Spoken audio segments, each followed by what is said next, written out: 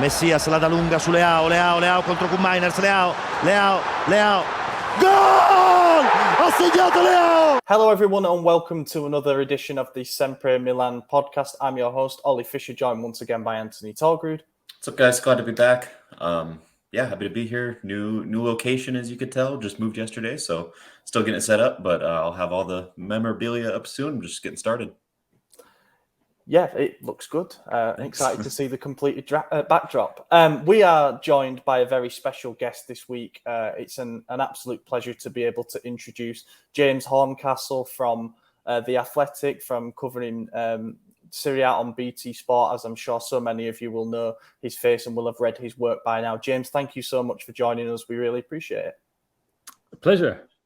Thanks for welcoming me to Anthony's sort of homecoming sort of kind of podcast.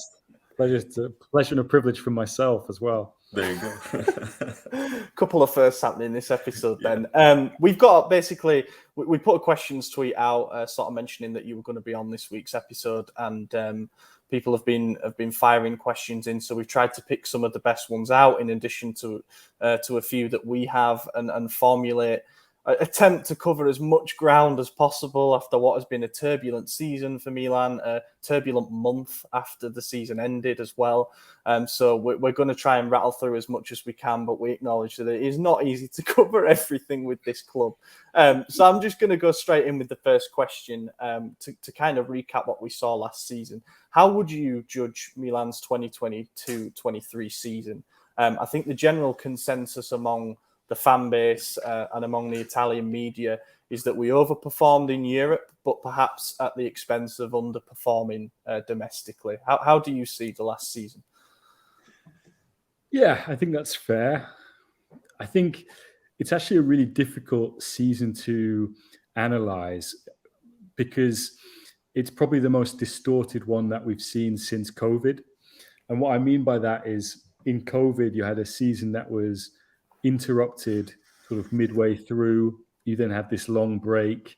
You then had games behind closed doors, and you had like a rush of games. This has been distorted in a different way. I think it's been distorted by sort of what happened in middle of January when Juventus were given this points penalty. And I think that did affect the calculus that some of the coaches of teams, including Stefano Pioli and Milan, made when they were kind of preparing and approaching games. You know, it's really impossible to tell how much of an influence that had, but certainly come April, May, a number of the coaches were talking about that, in that, you know, Napoli were already so far ahead, you know, kind of come the end of January, that everybody else seemed to make a decision, okay, let's focus on cup competitions. Almost as though they kind of forgot about the appeals that Juventus were lodging that could have seen those points penalties annulled or reduced as they were. And the fact that they did have to still finish in the Champions League. So, you know, I mean, what I find pretty extraordinary really on reflection of the season is if you look at when Serie A came back from the World Cup, so kind of first week of January, I think Milan were only 5 points from Napoli. They were second. So to finish 20 points off Napoli and to only really qualify for the Champions League by dint of Juventus getting a 10-point penalty, you know, I mean, in some respects, the performance in the Champions League, which was extraordinary and was real progress, and that decision against Juventus has kind of bailed Milan out a bit, to be honest. So, yeah, it's been a mixed season. Definitely. One of our followers, I always butcher his name, so I apologize. Abhijit Mohan. Thank you. Abhijit Mohan. He said you wrote a beautiful article about Milan under Maldini, which he got an Athletic subscription, especially because of. So what do you feel or guess even happened for Maldini and Massara to get sacked? Well, it's July 3rd, so I think it was around about this time last year that Maldini and Massara were extending their contracts. their contracts were up at June 30th. That was a really kind of quite a sensitive moment again in AC Milan's recent history. There'd obviously been the takeover, which was it's still in need of completion, but there was an agreement between Jerry Cardinale, Redbird, and the previous owners, Elliott, to take over the club. And I think this time last year it was clear that Maldini and Masada felt that their achievements deserved more recognition, and with more recognition, more power. I think they obtained that, and they had 50 million to spend. And I don't think any Milan fan is particularly happy with how that 50 million euro was spent over the last year. And the squad, it wasn't deep enough, really. I think that is another reason, why the team's performance in the second half of the season was kind of on a level with Fiorentina and Atalanta rather than with Napoli or Inter or Lazio, for example. And so, I've always felt that, in terms of recruitment over the last 4 years, the impact that Maldini and Masada has had has been overstated in the Italian media. It's not to say they weren't important. Of course they were. They were the kind of reference points for the club when it came to doing business. But I think a lot of the talent identification that the club did was either done by sort of the data team set up by Hendrik Armstad, the scouting done by Geoffrey Moncada. And, of course, it was useful to have, Maldini there to give his own impressions, recommend his own targets, and also be a great closer when it came to at least speaking to players who, might have been thinking, why should I join AC Milan? And then all of a sudden you're, having an orange juice in Ibiza with Paolo Maldini, or you're on a Zoom call with him. It makes your decision easier. But, at the same time, I think if you were to, I think a lot of the signings that were made over the last 4 years, you only have to look how francophone Milan has become. I think a lot of that is down to Moncada. And a lot of that infrastructure is still in place.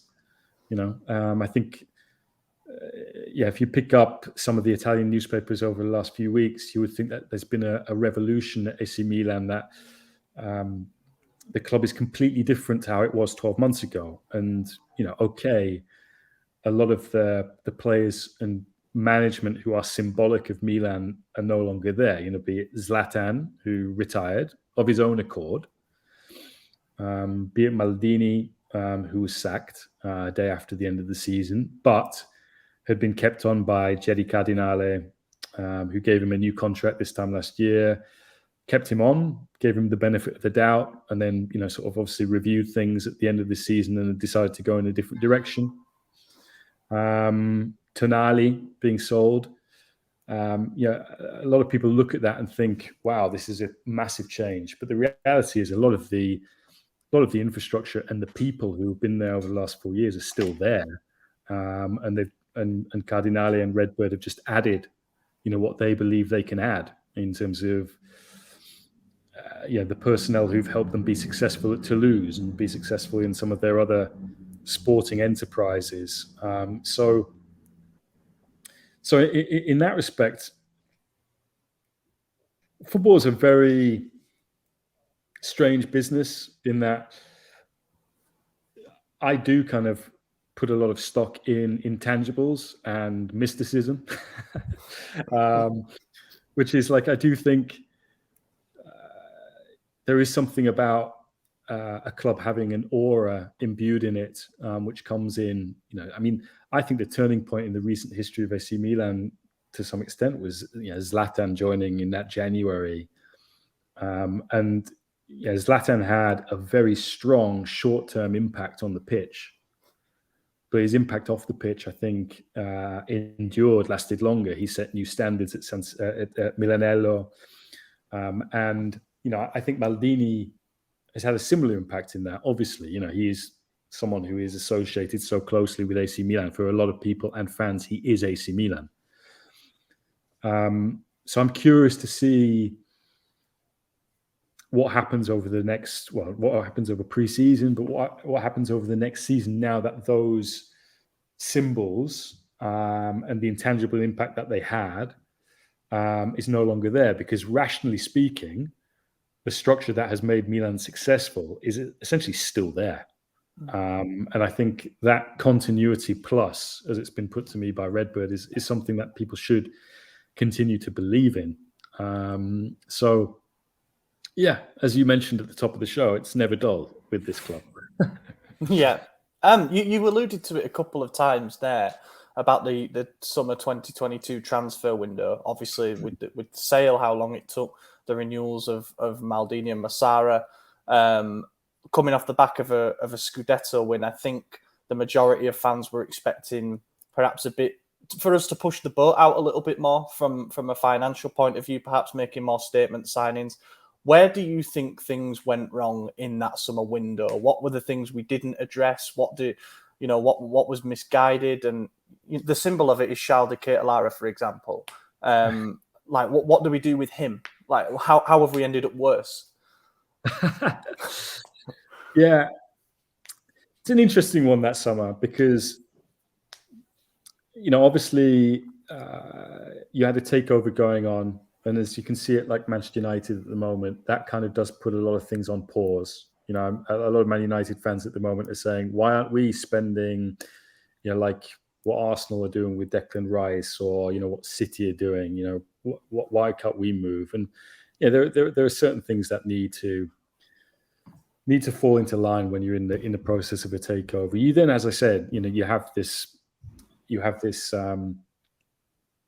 contract renewal of Maldini and Massara, and I think the delays that meant that the club missed players.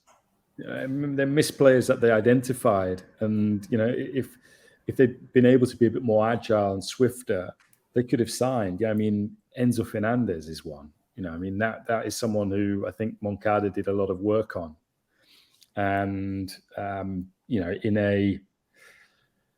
in a different situation might have been able to move quicker on. But yeah, these things happen. It's football. It's the tectonic plates of football are always moving. It's all the things that you think you could do and would like to do. The ideal circumstances, rarely does everything kind of align neatly enough for you to be able to follow through on them. So there's that. I think De Ketelaere, I mean, look, with Charles, I think a lot of people were excited at the time of him joining. I think because he's a versatile player, it's sometimes difficult to kind of figure out what the best position is for him, whether you actually look at him and think he's going to play this one position, or you're going to play him in multiple roles. As you guys probably have known following the club over the last few years, first season for a lot of players is not easy. Be it, Rafael Leao. Leao for 2-3 years was considered a mercurial player. And then Tonali, of course. I mean, Tonali at the end of his first season, his loan, the option to buy him expired, and Milan let that expire. And then they went and renegotiated the option to buy him and signed him for cheaper on lower wages. So again, as much as people today are saying how have Milan sold Sandro Tonali, don't forget what that was like at the end of the first season. And so, I would give Charles the benefit of the doubt. Let's see what he does in this second season. And ultimately Pioli also has to show more faith, I think, in De Ketelaere, because he did show that faith at the beginning of last season, even though Charles only arrived quite late because of, as I mentioned, these contract renewals for the sporting directors, and also the fact that a club like Leeds United, who are now in the Championship, could outbid AC Milan. Not because, and that's an accident of geography. That's an accident of Leeds United playing in the Premier League and AC Milan not playing in the Premier League. Because the team that finishes 20th in the Premier League earns more than the team that finishes first in Serie A. And so, Leeds United could get Bruges could get a better deal from Leeds for Charles. And ultimately, Milan had to work on them to accept the offer that they were prepared to make. And they were pushed higher than I think they wanted to go. Because ultimately, Charles wanted to go and play for AC Milan at San Siro, because who wouldn't, So in that sense, I think Charles needs time. And then look, going back to that point about Pioli showing more faith in players, he should have. I think he could have put more faith in Chow earlier. That's not to say play him from match day one, because I remember him saying, "Look, this is not an easy league to come into. It's not easy to play at San Siro. We've got mechanisms in our team which take time to learn. We defend differently than this player might have done in the Bundesliga under his previous manager at another club." But I think he could have gone with Chow earlier, maybe even played Kalulu right back and play with Tomori, play with Chow, maybe gone to a back three earlier. These are all things that you can kind of relitigate in your heads. And so, but I think aside from those two signings, the rest was just not good enough.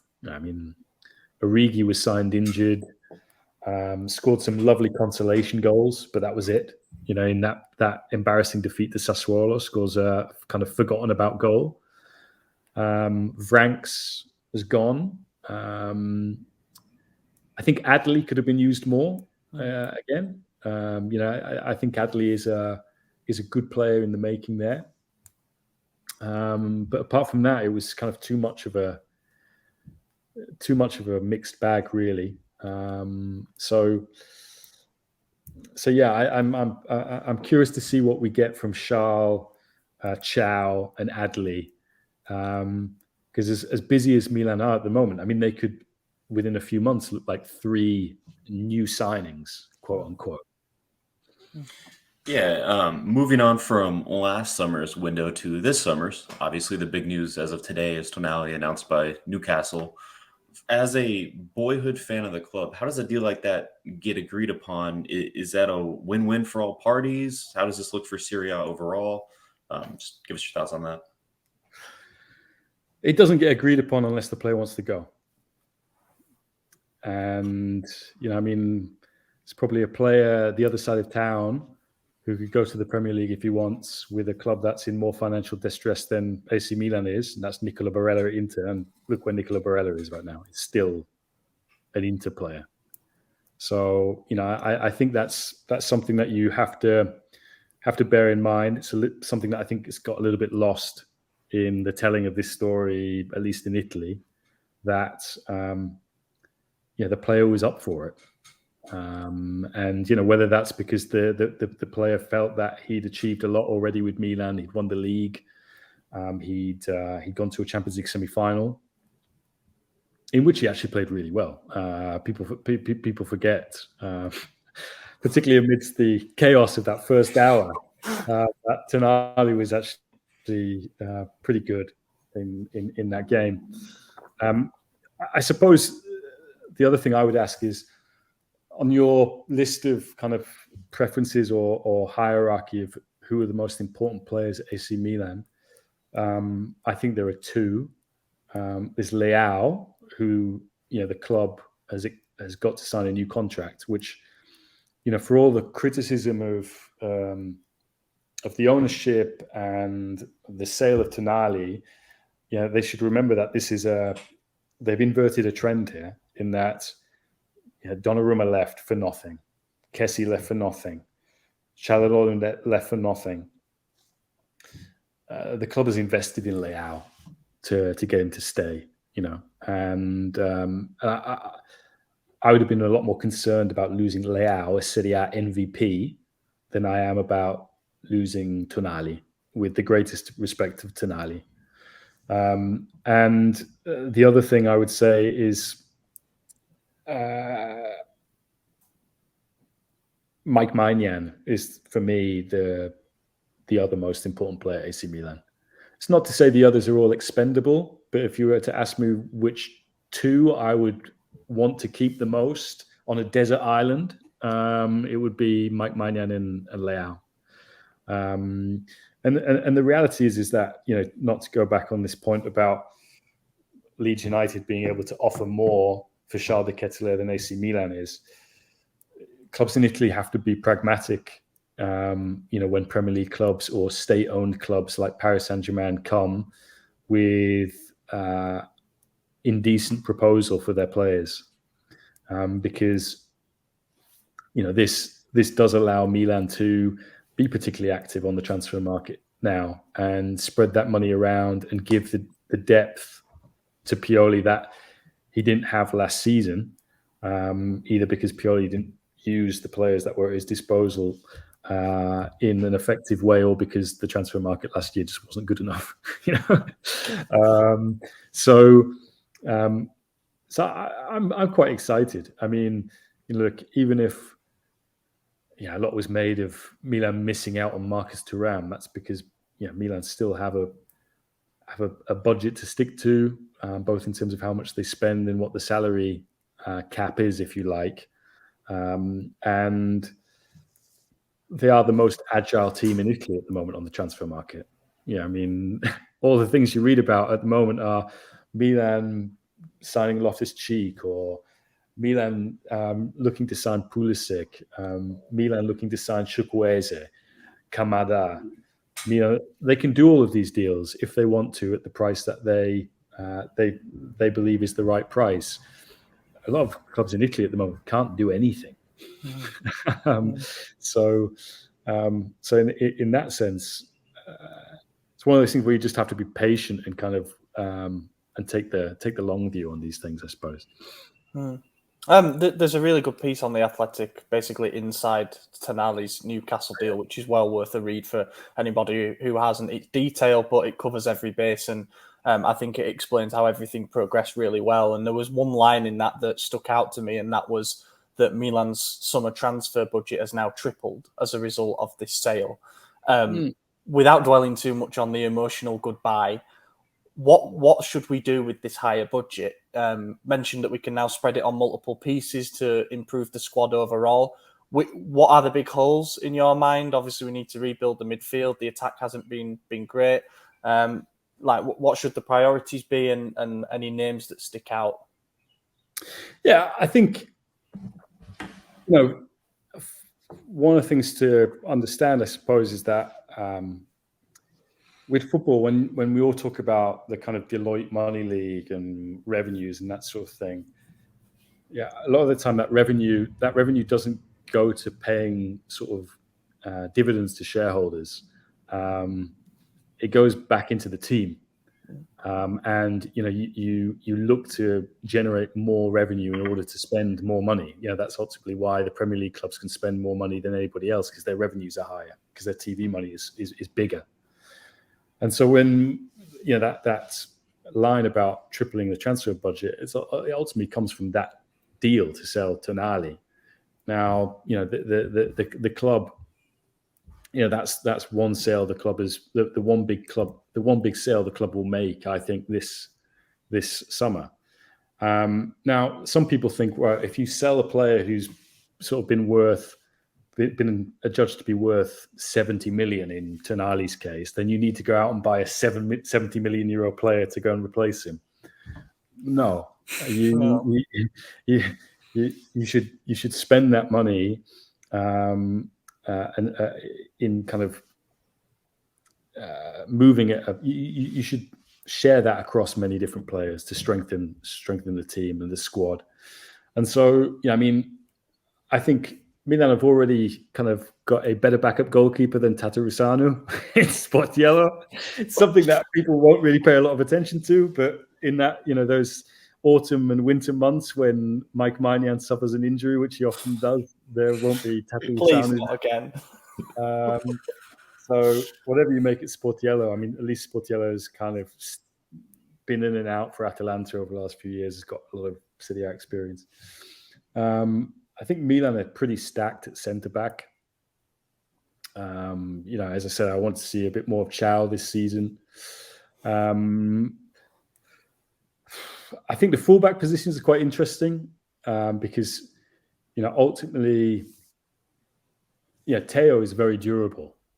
But behind Teo, you've got Fodo Ballatore. And so, I wonder if they need to, how they think about backup left back positions, backup right back positions. I mean, ultimately, with the right back, you can say they've got Calabria. They've also got Kalulu who can play there. So they've got more options, I think, on the right side than they have on the left. Midfield, obviously, Benacer is out injured. They've signed Loftus-Cheek. It feels like they're very busy on recruiting midfield players at the moment. I think the big problem for the club over the last year, which I think one of the reasons why they signed De Ketelaere, is they felt that he could do a good job of upgrading their right hand side, which when Salamakers arrived in the same winter as Ibrahimovic and Simon Kjaer, Salamakers was actually, I thought, a very effective, cheap pickup who kind of helped Milan's pressing game. He's not particularly exciting player, although he did do that kind of Kavaramakers goal against Napoli, and then Macias, who Pioli seems to have a crush on.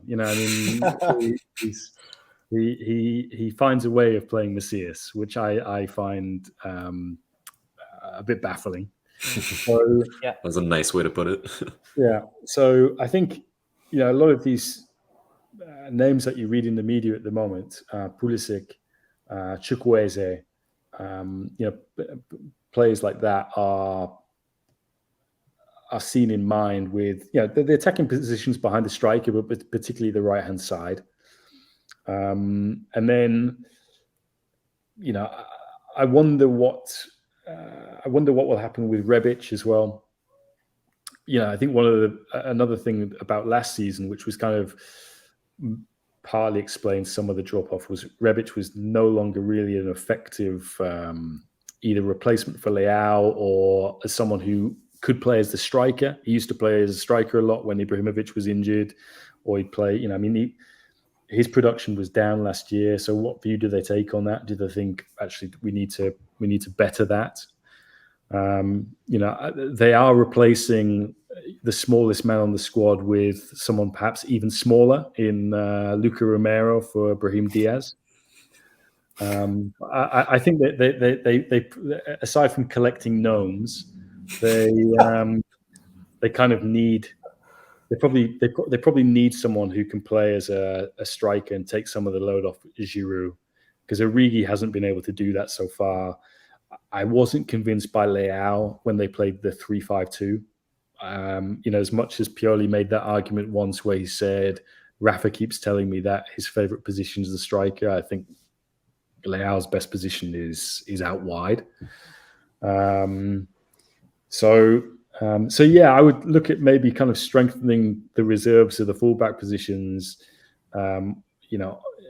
Maybe adding some ball playing, better ball playing in midfield, because I don't think Tonali was that good at that. Honestly, I think Tonali was a really good kind of athletic, not necessarily box to box, but someone again who kind of helped Milan bring to life this kind of pressing style that they had. And that right side and the striker position would be good. So it's quite a lot of work to do when you put it like that. Yeah, it really highlights the importance of a sale like the Tonali one, with the fee there, the amount of players we need to sign. Someone who would be signed to strengthen that right side, Christian Pulisic. There was an article on The Athletic yesterday saying we made a bid of 14 million euros, but Lyon had made a substantially higher bid for him. How do you see that playing out? Well, look, that's 14 million euro offer. 14 euro would have been lowballing. I know that would have been more like us, to be honest. I know 14 million was seen as an insult, but 14 would have been really something. Look, I mean, from what I've been able to glean, those offers are more or less the same between Lyon and Milan. It's just the structure of them that's different. I think Milan have more to offer. Yeah, I'm preaching to the converted here, but if you're a Milan fan, I mean, ultimately, it's a club that's won the Champions League 7 times. It's a club that was champions this time last year. It's a club that's reached the Champions League semi-finals in May, and it's a team that plays at San Siro. And with all due respect to Lyon are not in Europe next year. They're probably going to have to sell players in order to be able to buy Pulisic, which means kind of doing the opposite of what we've talked about Milan doing, which is Milan sell one player and then can invest the money of that across the team to improve the team. I think Lyon are going to have to sell players in order just to afford the 25 million for Pulisic. Their most expensive signing ever is 25 million. They've got their own problems in Ligue 1, which is at the moment they have to, reassure the kind of financial fair play committee that they have in Ligue 1 that they have a budget and they can meet these financial standards in order to obtain a license just to compete in Ligue 1 next season. So I think there's quite a few things that are in Milan's favour and kind of explain that offer, if you like, which I know a lot of people looked at and said they're lowballing, but I think they feel quite confident that the player would like to come to play for AC Milan. B, hang on a minute, Chelsea, you keep signing players for Pulisic's position, be it Raheem Sterling and Nkunku and players like that, which has a devaluing effect on Pulisic. Pulisic scored 1 goal last season. I know this isn't really going to be exciting Milan fans about the prospect of watching Christian Pulisic play for their team, but these are all kind of things that go into a negotiation.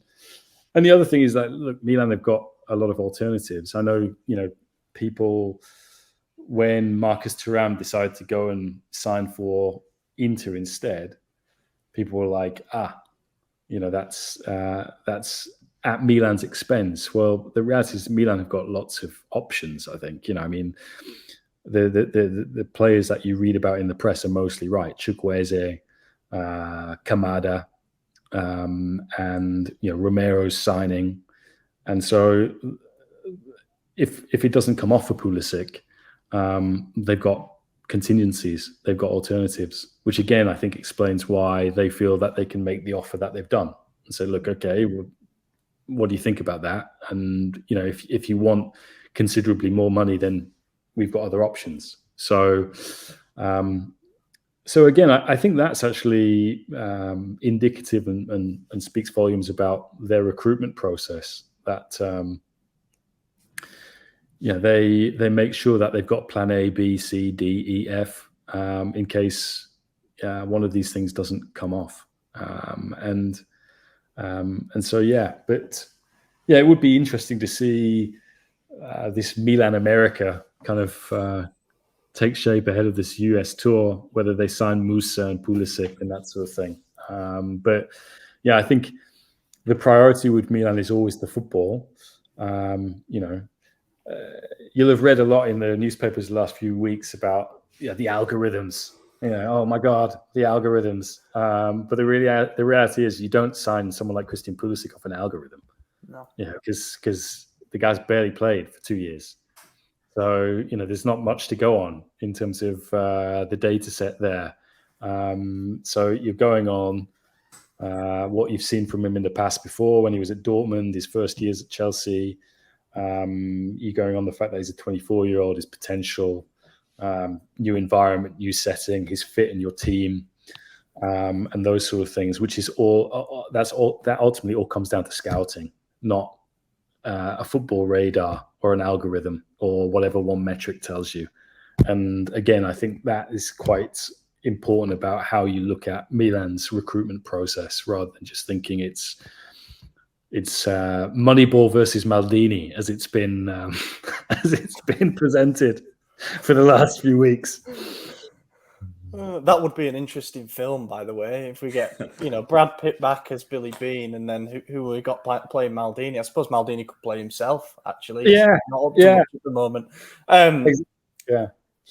It's you have mentioned it kind of a couple of times already about the challenges that Serie A faces compared to other elite leagues, and by that really we mean the Premier League and I suppose the rapidly emerging Saudi Arabian League. Where does Serie A go from here? Does it kind of accept its position as being a bit of a feeder league, or should it be on the new ownerships that have come in to try and modernise things and bridge the gap through new stadiums, new TV rights deals? Basically, what's the direction here? Because otherwise the gulf is just going to grow. Yeah, I think the gulf is almost already unbridgeable, to be fair. Premier League clubs make 3 times what Serie A clubs do. And it's a difficult environment in which Italian clubs are operating. Now, whenever I bring this up with sort of fans of Premier League teams, or even colleagues of Premier League teams, they turn the question around and say, well, look,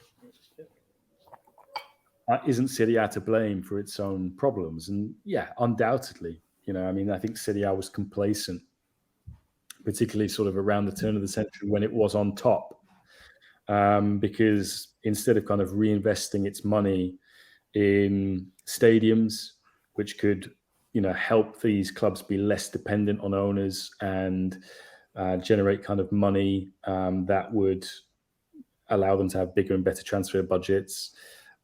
Ultimately, they didn't do that. They chose to spend the money that should have gone on infrastructure on playing on sort of stupid transfer fees and stupid wages. And then, the TV rights. Yeah, the Premier League has done an extraordinary job. I would say, the Premier League's best player of the last 20, 30 years has probably been like Richard Scudamore, who was their chairman for a long time, because him and the commercial team at the Premier League basically went around every corner of the world and made sure that you could watch the Premier League. If you're in a bar in Kathmandu with the Himalayas in the background, the likelihood is that the game that's on in the bar is a Premier League game. And that's ultimately because the Premier League has gone out and said you can have these rights, and maybe you can have them at a small rate now. You can develop an audience, and then in 3-5 years' time, you'll recognize how valuable they are. We can come back and you'll give us more money. And they've done that in a way that Serie A just didn't. And so, I don't think anyone can begrudge the commercial acumen that the Premier League has shown to get its clubs into an unassailable position in a really good environment. I think Serie A can do, a better job of helping its clubs build stadiums, whether that's by lobbying the government, although that's not really got them very far over the last few years. I think Pallotta at Roma did a lot of work trying to get a stadium built. And I think if someone was to see a new stadium built by a foreign ownership group in a city where it's difficult to build stadiums like Rome is, then people would believe. They'd be like, all right, I can do this. That's great. And perhaps other local authorities around Italy, other mayor's offices would look at it and say, actually, yeah, that's really great, isn't it? Maybe we should do that. So Serie A could maybe do a better job at that, but at the same time, a lot of that is out of their hands because it's ultimately down to kind of politics and the government.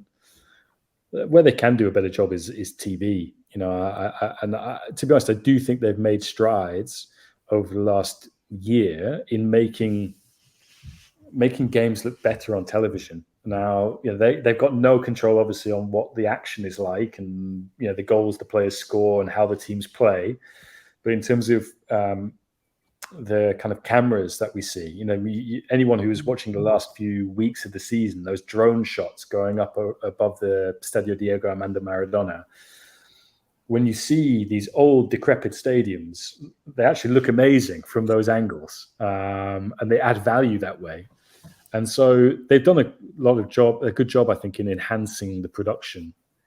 But they have to, in order to just like incrementally increase the amount of money that they can get from international broadcasts holders like CBS and Paramount in the States, like BT in the UK, and their other broadcast partners around the world. They're not going to catch the Premier League in one right cycle, but they can maybe catch La Liga and that sort of thing. And so I think that it's only that way, new stadiums, better TV rights, and combating piracy, that Serie A clubs will be better able to retain players like Sandro Tonali, because they'll have more money to pay him bigger wages, or they'll be just better able to resist Premier League offers if the financial environment in which they live and work in is better. I mean, I look at, for example, Crystal Palace, right? Look at Palace. Palace can keep, I know he's out of contract at the moment, I think, but like Palace can keep like someone like Zaha for the entire life cycle of his contract in a way that an Italian club I don't think could, and that's purely because of the economic environment in which Crystal Palace are able to operate in as a Premier League club. So, yeah, I think the league has a lot of work to do to help its clubs out, essentially. Well, one last question for you. I know we're getting close to your allotted time here. What's the objective for Milan? Is it a second star? Is it the Champions League? Is it just squeaking top four? I mean, where do they go? I don't think it's squeaking top four. I think, Milan, because of the club's history and tradition, they have to compete for silverware, and they have to do a better job of getting closer to 20 points from Napoli. Napoli had a near perfect, impeccable season last year.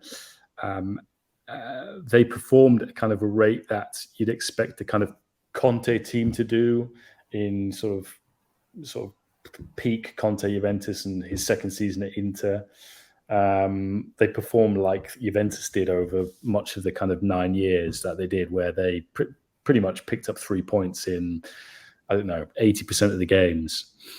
But the reality is that the kind of last 4 years has been a lot of volatility in Serie A, and Milan did a really good job of capitalizing on that and winning the league kind of ahead of schedule when they did. But if that volatility is to remain, for example, you look at Juventus at the moment, Juventus are not going to be in the Champions League next year. They're probably going to have to make sales. They've got Allegri. We all know what a lot of their fan base think of Allegri. You've got Inter, who are in this kind of financial Groundhog Day, where what is the middle to long term future of Inter at the moment? They can't really do much on the transfer market aside from sign free players. They have to sell in order to buy players. In that environment, Milan should be looking at every season and thinking the playing field's pretty level here. We can win the league again, and I think that's why even this summer they're looking to really seize the opportunity. I think Champions League. I agreed with Maldini when Maldini said, "Look, we are in the Champions League semi-finals, but this doesn't really reflect our true value at the moment. We've overachieved. We'd love to keep getting back here, but we've done exceptional to do that this year. I think it'd be unrealistic to expect them to reach a final, to win a final at this moment in time. I think just enjoy last season for what it was. I think where they can do a lot better is in the cups, in the Coppa Italia. No, I mean, Coppa Italia is again one of the disappointments of this season. A lot of people forget about it because ultimately it was one game. But to lose to Torino in extra time, they can do better than that. I think Milan can get back to a Coppa Italia final. Should win a trophy like that. As much as I wouldn't say people belittle Simone Inzaghi by saying, he's the king of cups. He wins the Coppa Italia, the Super Cup all the time. I think it would be great if Milan started beating Inter again. Yeah, nice. Me too. It's only a year ago that they beat Inter on the final day of the season, and they had two incredible derbies against Inter that season. But since then, it has just felt like Inter have wanted to get back at Milan and then some by sort of, beating them in the semi-finals of the Cup last year, by which I mean 21-22, hammering them in the Super Cup. Obviously, the first leg of that semi-final in the Champions League was traumatic, I think, for a lot of Milan fans. Yeah. And so, I would say challenging for the Scudetto, do better in the Coppa Italia, get out of the group stages of the Champions League, and start beating Inter again. Those would be my 4 things that I would be judging Milan on next season. Fully agree with all of that. I want to thank everybody who submitted their questions. We've gone through as many of them as we can. Sorry if we didn't get a chance to ask yours. But James, thank you so much for your insight and for joining us. Just before we end the episode, I wanted to plug our Substack, which we're doing some really good exclusive and some long form content on that. The link to that, as always, is in the description. And drop a like, comment, and subscribe to the YouTube channel if you haven't already. I've been your host, Ollie Fisher. You can find me on Twitter at Ollie Fisher. AJ, cheers for joining. Yep. I'm here every week, and I'll be here next week. And it's at James Horncastle on Twitter, I believe. It is, yeah. Although how long Twitter's going to be around, we don't know. Ticking time bomb. Rate limits. What'll explode first, Milan or Twitter? You know what? It's actually been good having a rate limit exceeded. Milan's in far better hands, Ollie. Yeah. Not that you'd think so based on Twitter, funnily enough. Thank you very much for watching, everybody. We'll catch you in a week's time. And again, thank you to James for joining us. We hope you really enjoyed his insight. Teo va da solo. Teo. Gol! Ancora Teo! È una meraviglia! Il gol di Teo Hernandez da un'area all'altra! È una meraviglia!